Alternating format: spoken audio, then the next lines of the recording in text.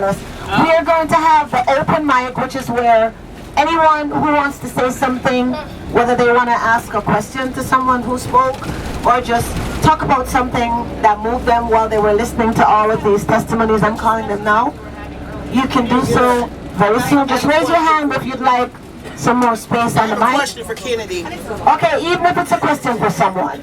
We want to do this in an orderly fashion, you know. So, Sass? Yes.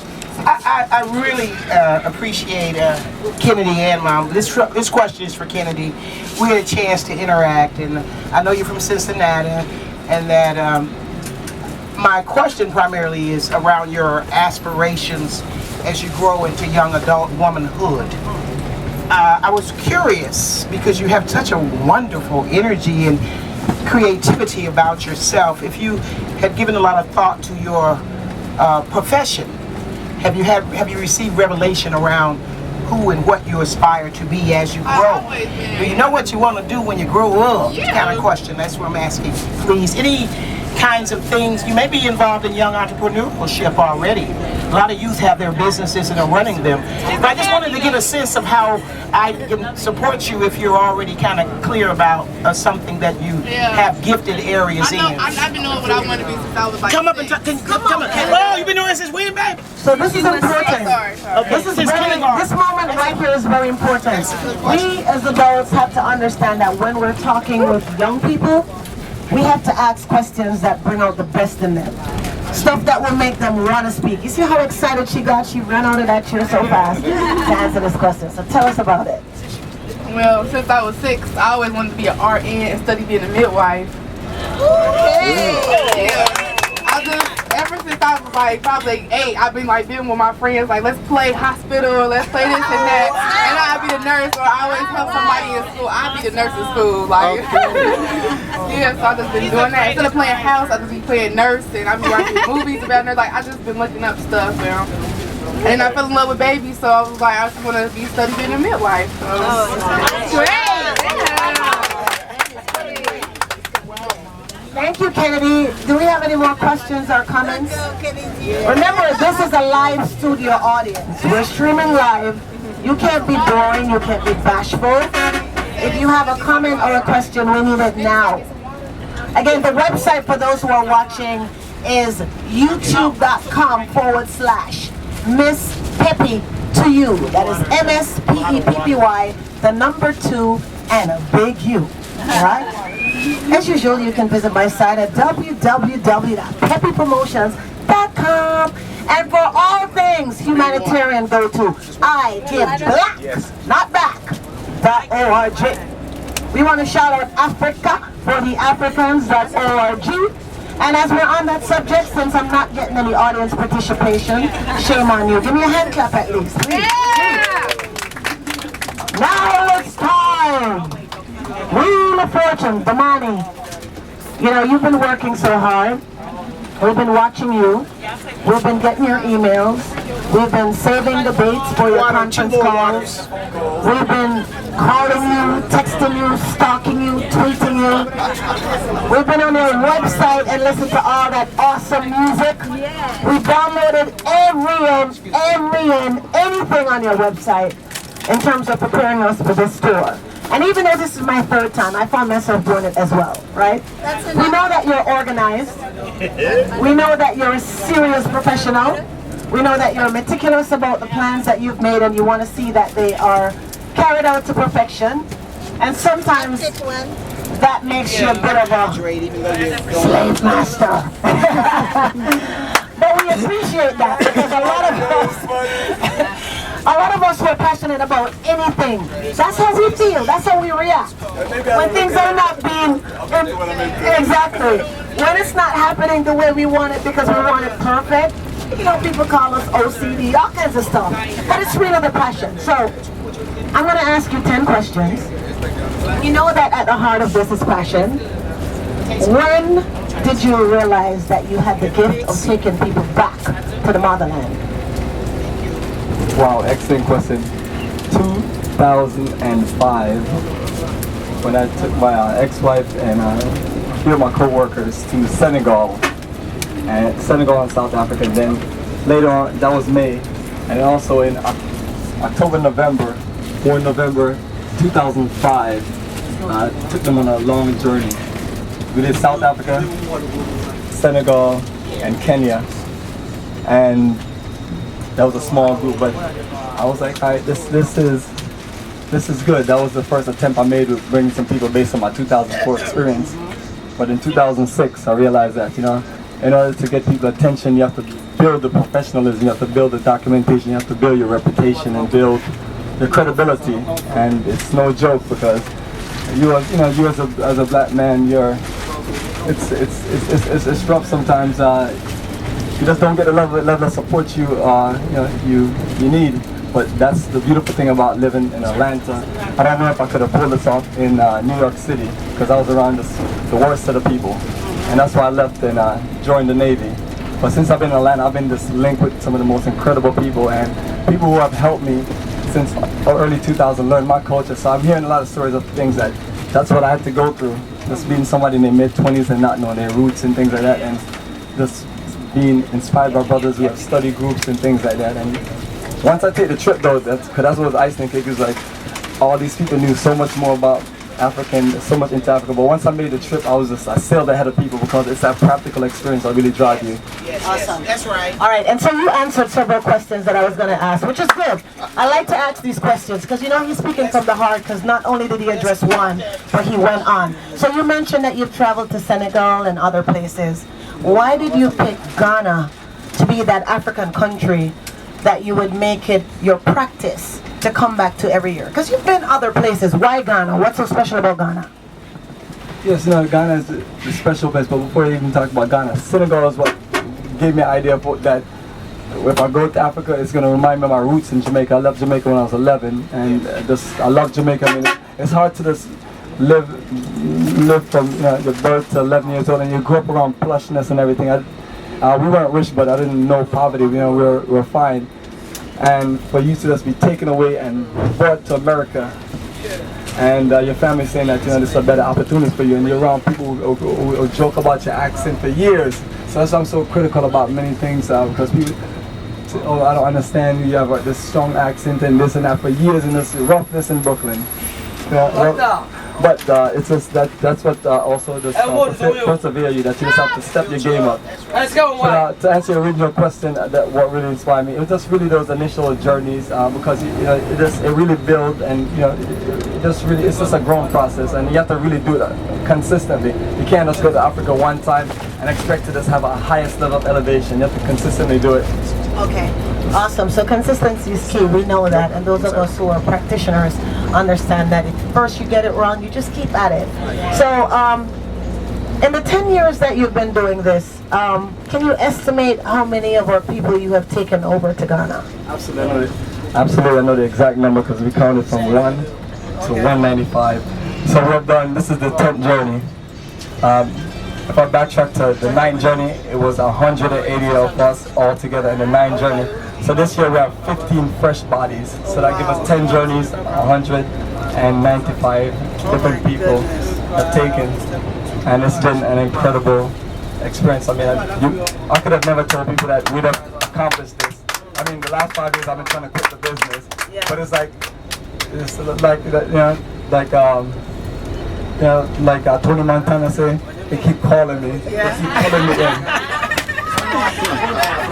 Awesome. Okay, so here's a question that I'm going to ask, and I'm going to ask you to not think about this tour, because the reality is that this tour just started, and we already know this is the best tour, right? Yes. Okay, so what I'm going to ask you is from the 9 previous tours, tell me what year was the best for you as the person who are bringing our people over, and why?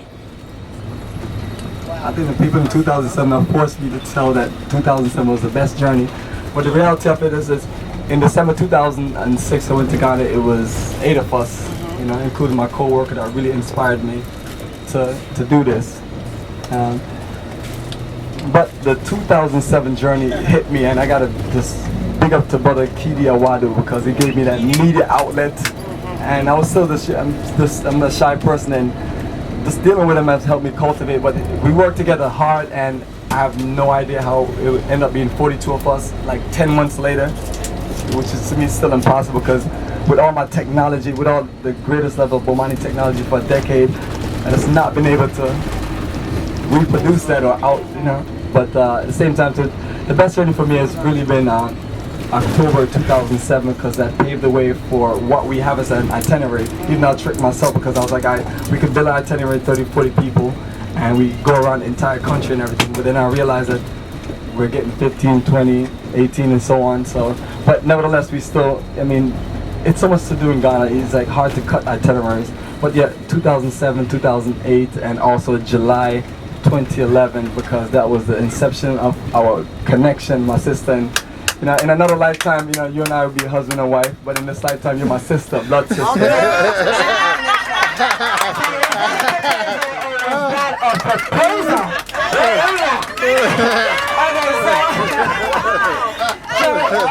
So here's anyway. So here's a question. Okay. Give Bomani your telephone number. Okay, yeah. So I know that this is a live studio audience, so we expect that we're gonna get that from the audience members. But you know, we were just talking to Sister Natasha and Sister Monica about the importance of bringing your kids and sometimes family members with you. And I remember distinctly in 2012, you had 3 generations here. You brought not only your 2-year-old Bomani Jr., but you also brought your mother. And I know it was a hard balance for you to be managing the tour, plus also managing the family stuff. All right, so I know that was tough. Lots of challenges, but I want to hear about how that felt for you, just personally, the fact that you were able to bring 2 other generations over, and those people are so dear to you, to experience something that you love so much. Great question. I absolutely appreciate you, and those are the 2 main special people in my life, my mother and my son. And you know, we always talk about breaking the chain and talk about we have to do certain things for the future. And it's a simple process. You have a child, you give him an African name. You have a child, you take him to Africa, you share him all the things that you learned at 30 or 40 years old, at the age of 2, 3 years old. And you change the course of time, the course of history. And that's how we reclaim our history. So for my mother giving me that support, I was just very, very just impressed. And it is a mother's love is incredible. Your mama got your back. Yeah. Even when your daddy's out there being a player, your mama got your back. Unconditional. All right, so my other question revolves around your selection for the staff and the team that really helps to elevate the tour. And I know that for some people you have 8, 9, maybe even 10-year relationships. How did you go about sourcing the folks who are now staples of Africa for the Africans? And how has that relationship building been over the years? Yes, the relationship has been great. The most important thing I try to build with anybody I'm dealing with in Ghana is to understand that the world we live in is not about Bomani is somebody that lives in America and can suck the cash flow out of him. You know, I want people to understand that this is something that we need you to be dedicated to because you can't fool our people. You know, I don't want, you know, we want people who understand our struggles, and so we spend a lot of time with people who just join with us to let them understand who we are. So what we're doing right now helps a lot. So for the Ghanaians and others that you know that are just living in Ghana, they can understand what we're about, and it just takes that time. So over the years, the tour guide, Kwabena, has been great. Unfortunately, he's not able to be with us for a few days for family reasons. He was someone that worked for one of the companies that I hired to put a package together for us for transportation and things like that, which is the only thing I really need because I'll call the hotels directly because I know the owners and make reservations. So he's been an integral part of that. His organization skills have definitely helped us a lot. But we're talking about guys like Righteous and Kobla, which is like my brothers to the end of time. And I'm not saying that because they hang out with me and do all the bad things and sorry, it's really not bad. They hang out with me and we just enjoy ourselves and things like that. And we're just brothers. It's not bad things. I mean, we have a little drink or so and socialize, but we just enjoy this, making sure people understand that if you want to be out and you want to enjoy Ghana from day to night, that we're going to be up, including Rasman, because all of us are on the schedule for like all day. And I know that's like rough for having a staff recruit where you just work 24/7 for 2 straight weeks. But we need people to be strong and dedicated and more into the changes we talk about than anything else. So the brothers that we have linked with, those are the people who have stand the test of time. The people I've realized that weren't really down with us and just were about something else. You know, they just got let go quick, and that's just the reality of it. What we're building is special, and we need special people to be able to just connect and definitely understand our people here. Okay. And then I have a couple more questions, and we're going to wrap this up. But I know that a part of building any business, especially something like this, is word of mouth, referrals. How have you, it's very difficult for someone like myself who likes to travel and think that the world is a big place to keep coming back on the same tour year after year. But you have a lot of repeat customers, which means that your retention rate is pretty high. What are some of the things that you do, you think, that attracts people to this store, where instead of saying, I'm going to come back to Ghana with Bomani, even though I was here last year, they'll go somewhere else? What do you think, what's the secret formula? Yes, and I appreciate people for coming back. The tour was never really designed for folks to come back, which I don't have any issue with anybody coming back. It really was designed to get you set up and get a feel of Ghana, and then if you're looking to repatriate or invest, then I'll move you on to another process which really deals with David and Imacus. But if you just love just getting away for 2 weeks, we always try to switch itineraries up as much as possible. But Ghana, to me, is that country that I need to really spend time and focus on, because it has so much to do with what we're about. And the rest of the countries, no disrespect to any other African countries, don't really have that fundamental energy. The closest country was Senegal and Gambia, and I spent so many years trying to build what I was looking to build, and it just never panned out. So I just had to just move on to what was working. So since Ghana worked like every October, it just seemed like it was just, that was the fate of what it is. So keep going. Okay, awesome. And then it's important that folks understand that Bomani is not just Africa for the Africans. He's also Bomani's IT services. He does other stuff that is really his way of life and his profession. So we know that you are so good at creating websites. You've done it for Africa for the Africans, which is your website. You've done it for several of the schools that we're working with. And this is a personal shout out to Bomani. I had fundraised for Akoma International Academy, and I contracted Bomani to be the web developer to build a new site for the school. And I will not tell you what he charged me, because that's the PEP special. But he pretty much did it for free. So what I'm saying is that those of you who are budding entrepreneurs or full-blown entrepreneurs, a website nowadays, that's your brand.